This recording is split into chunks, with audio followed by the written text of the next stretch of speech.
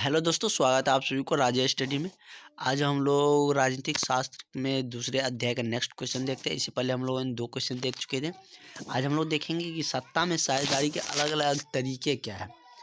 तो इसके बारे में हम लोग आज जानेंगे। इससे पहले हम लोगों ने देखे थे कि सत्ता की साझेदारी से आप क्या समझते हैं, और एक ही था राज्य संघ के बारे में। तो आज हम लोग देखेंगे कि सत्ता के साझेदारी में अलग-अलग तरीके क्या है। आज एक से अधिक क्वेश्चन देखेंगे क्योंकि एग्ज़ाम नज़दीक आ गया।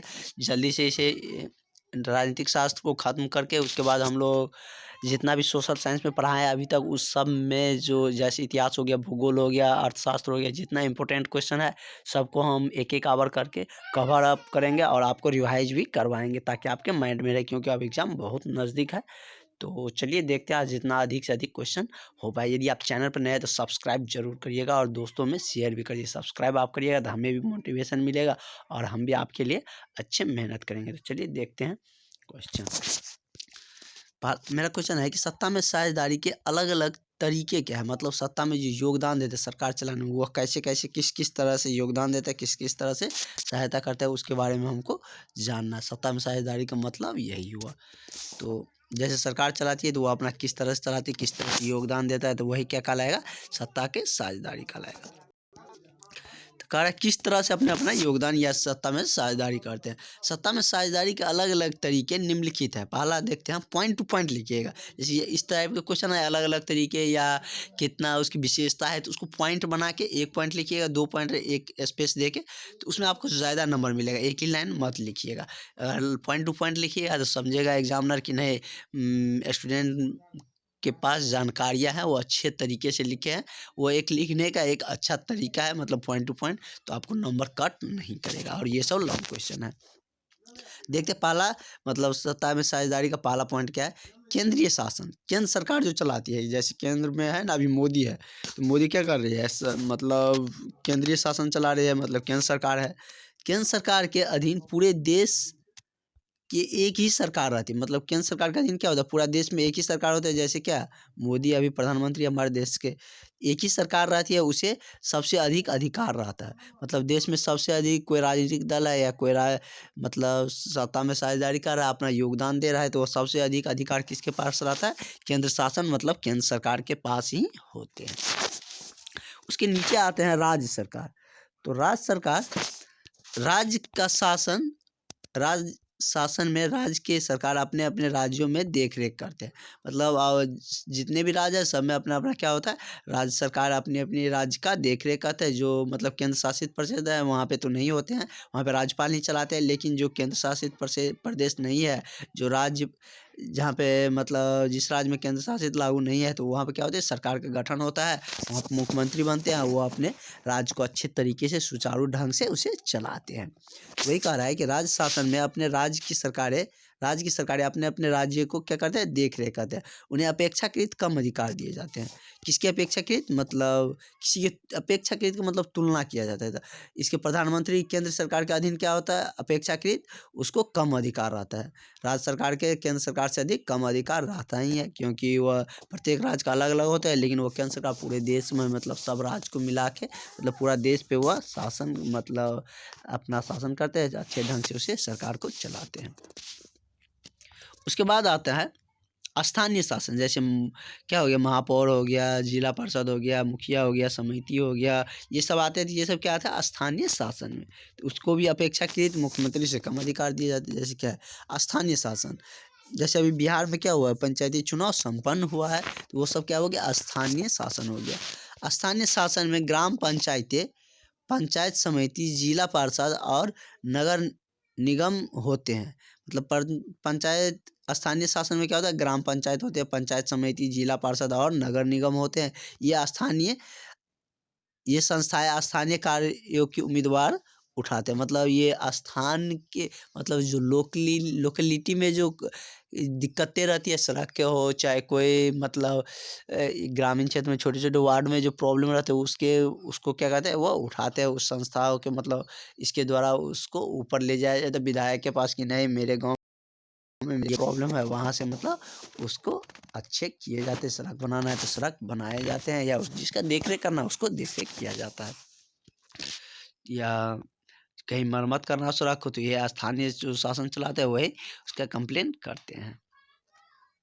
तो इसका 3 पॉइंट काफ़ी है, क्योंकि 5 नंबर में पूछेगा तो इतना आपके लिए सफिशिएंट है। तो 5 मिनट का ही हुआ, तो नेक्स्ट क्वेश्चन हम लोग देख लेते हैं, जो कि बहुत ही अच्छा क्वेश्चन है। हम पौर और महापौर के बारे में इसको हम अच्छे तरीके से बताएंगे भी। पौर और महापौर, उप महापौर होते क्या है, और मुखिया क्या होते हैं, और पौर और महापौर क्या होते हैं। मुखिया के बारे में तो ज़्यादातर जानते ही रहते हैं, जिसे इंग्लिश में हम क्या कहते हैं, मुखिया को हेडमैन कहते हैं। चलिए देखते हैं मेरा नेक्स्ट क्वेश्चन क्या कर रहा है। नेक्स्ट क्वेश्चन कर रहा है महापौर और उप महापौर के बारे में लिखिए। महापौर और उप महापौर होते क्या है वो देखते हैं। नगर निगम परिषद, नगर निगम जैसे कोई सिटी थोड़ा सा डेवलप हो गया तो उसको क्या चीज़ में घोषित कर देता है, नगर निगम।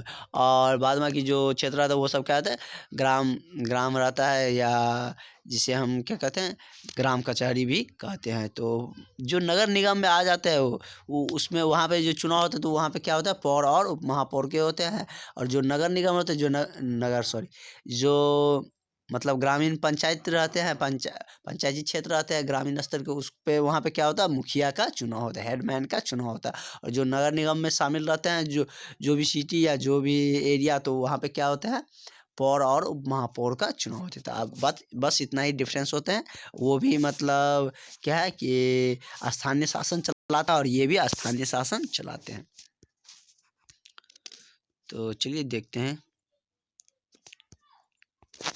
नगर निगम परिषद अपने सदस्यों के बीच एक महापौर और एक उप महापौर को चुनते हैं। नगर निगम परिषद जो चलते हैं उसमें क्या होता है, एक महापौर और एक उप महापौर का चुनाव करवाते हैं, और उसमें नगर निगम क्या कहते हैं, दोनों में से मतलब दोनों एक महापौर को और एक उप महापौर को चुनते हैं। और नगर निगम हम समझा दिए, एक नगर निगम हो गया और एक ग्राम पंचायत हो गया, जिसमें मुखिया का चुनाव होता है। नगर परिषद में क्या होता है, नगर पौर और उप महापौर का चुनाव होते हैं। इन दोनों का कार्यकाल 5 वर्ष का ही होता है, मुखिया का भी 5 वर्ष का ही होता है।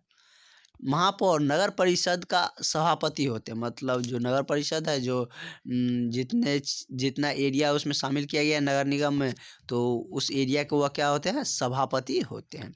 ये निगम की क्या कहते हैं, बैठक करते हैं और उसकी अध्यक्षता भी करते हैं। महापौर ही क्या करते हैं, नगर में कोई चीज़ का आम सभा बुलाने या कोई चीज़ का बैठक करना है तो उसको बैठक बुलाते हैं और उसकी अध्यक्षता करते हैं। उसके बाद है कि महापौर नगर का प्रथम नागरिक भी माना जाता है। जैसे देश का प्रथम नागरिक किसे माना जाता है, राष्ट्रपति महोदय को, उसी तरह महापौर को उस नगर का क्या माना जाता है, प्रथम नागरिक भी माना जाता है। यदि कोई काम है आम लोगों को तो उसका सिग्नेचर या उसका मतलब यदि जहाँ पे ज़रूरत है तो उसको मतलब प्रायोरिटी देते हैं, उसको मानते हैं। तो क्योंकि वह उस नगर का क्या होता है, प्रथम व्यक्ति माना जाता है। जैसे हम ही लोग को कुछ काम रहते हैं, जैसे ग्राम पंचायत में है तो मुखिया से कोई सिग्नेचर करवाते हैं, कोई काम है तो मुखिया को बुलवाते हैं। महापौर की अनुपस्थिति में नगर परिषद के सभी कार्यभार किसको हो जाएंगे, उप महापौर को संपादन करते हैं। उप महापौर संपादन जैसे क्या है कि जैसे क्रिकेट ही खेलते हैं तो कभी कभी कैप्टन चोटिल हो जाता है या कोई कारणवश वो कैप्टनसी नहीं करते। जैसे विराट कोहली कैप्टन हाल ही में छोड़ दिए हैं, मतलब टेस्ट में कर रहे थे, फिर पिछले टेस्ट में 5 रोज पहले, और अभी छोड़ दिए। तो जो उप कैप्टन है तो वो क्या करेंगे, उसका पदभार संभालेंगे, वही क्या होंगे, कैप्टनसी करेंगे। उसी तरह महापौर है तो महापौर का अनुपस्थिति में क्या होंगे कि उप महापौर वहाँ पे अपना कार्यभार संभालेंगे और वही उसका संपादन करते हैं। तो आई थिंक आप लोगों ने इस मतलब क्वेश्चन का सारा पॉइंट टू पॉइंट समझ गए होंगे। इसमें कोई दिक्कत नहीं होना चाहिए, क्योंकि मैंने अच्छे तरीके से बता दिया इसको कि मतलब क्या होते हैं महापौर, महापौर और उप महापौर। तो महापौर के बारे में अब आप लोग अच्छे तरीके से समझ गए। मतलब यदि पॉइंट टू पॉइंट याद नहीं भी रहा तो आप ऐसे भी लिख सकते हैं। जहाँ नगर निगम परिषद होते हैं, जहाँ नगर क्षेत्र होते हैं, नगर निगम होते हैं, वहाँ पर क्या होता है, महापौर का चुनाव होता है। महापौर का चुनाव जो 5 वर्षों, उसका कार्यकाल कितने वर्षों का था, 5 वर्षों का। तो अपने मन से भी लिख सकते हैं 5 वर्षों का होता है, जो उसे अच्छे सुचारू ढंग से चलाते हैं। और वह क्या होते हैं, नगर निगम का एक प्रथम व्यक्ति महापौर को ही माना जाता है, और उसके अनुपस्थिति में उप महापौर क्या करते हैं, वहाँ के अध्यक्षता करते हैं और वहाँ पे मतलब कार्यभार संभाल के अच्छे ढंग से संपादित करते थे। इतना लिख देंगे तो, और लिखते समय और भी बहुत सारे चीज़ याद आ जाता है तो काफ़ी है। इसलिए हमने सब कुछ को अच्छे तरीके से समझा दी क्या होता क्या है। यदि पॉइंटली नहीं याद है तो, अगर याद है तो ये बहुत अच्छे तरीके से लिखा गया है। यदि पॉइंटली याद है तो कोई दिक्कत ही नहीं है। नहीं याद है तो इस तरह से हम आपको बता दिए कि आपको कोई दिक्कत नहीं होगा, आप उसे अच्छे तरीके से एग्ज़ाम में लिख के आ जाएंगे। क्वेश्चन छोड़ के मत आइएगा। कोई भी क्वेश्चन है उसे आप देखते हैं तो उसे अच्छे तरीके से समझिए और क्या कह रहा है पॉइंट, और आप अपने मतलब अपने आप आ जाएगा। कोई एग्ज़ाम में, यदि आप एग्ज़ाम में बैठे हुए तो आपका त्रिनेत्र काम करने लगता है। जैसे शंकर भगवान का त्रिनेत्र काम करता है ना, उसी तरह आपको एग्ज़ाम में यदि सही डायरेक्शन में आपका दिमाग जा रहा है तो त्रिनेत्र काम करेगा, आपको अपने आप लिखाएगा। मतलब जो भी आप एक बार भी पढ़े हैं ना तो आपके माइंड में ज़रूर आ जाते हैं। तो एक और क्वेश्चन देख लेते हैं तो मेरा ये चैप्टर भी ख़त्म हो जाएगा, उसके बाद हम तीसरा थर्ड देखेंगे। तो अब तो टाइम नज़दीक आ गया तो थोड़ा ज़्यादा ही देख लीजिए। ये क्वेश्चन है कि राजनीतिक दल किस तरह के सत्ता में साझेदारी करते हैं। मतलब राजनीतिक दल जो होता है वह किस तरह से सत्ता में अपना साझेदारी करते हैं, अपना योगदान देते हैं। राजनीतिक दल सत्ता में साझेदारी का मूर्त रूप देने वाला एक जीते जागते उदाहरण है। मतलब वही सत्ता में साझेदारी की तो क्या राजनीतिक दल ही अपना योगदान देते हैं, तो वही कह रहे हैं मूर्त रूप देने वाला एक जीते जागते उदाहरण है। ये सत्ता के बंटवारे को सशक्त वाहक है। मतलब सत्ता का जो बंटवारा किया जाता है उसमें क्या है, यही इसी के द्वारा किए जाता है और उसी का मतलब योगदान होते हैं। भारत में क्या है, भारत में वयस्क मताधिकार है। मतलब 18 वर्ष को वयस्क माना जाता है, 18 वर्ष से ऊपर वाले को, 18 वर्ष से नीचे वाले को बाल्यावस्था माना जाता है। तो वयस्क मताधिकार है, मतलब 18 वर्ष आपको पूरा हुआ है तभी आप दे सकते हैं। पहले 21 वर्ष था लेकिन बाद में संशोधन करके उसको कितना पे लाया गया, 18 वर्ष पे लाया गया।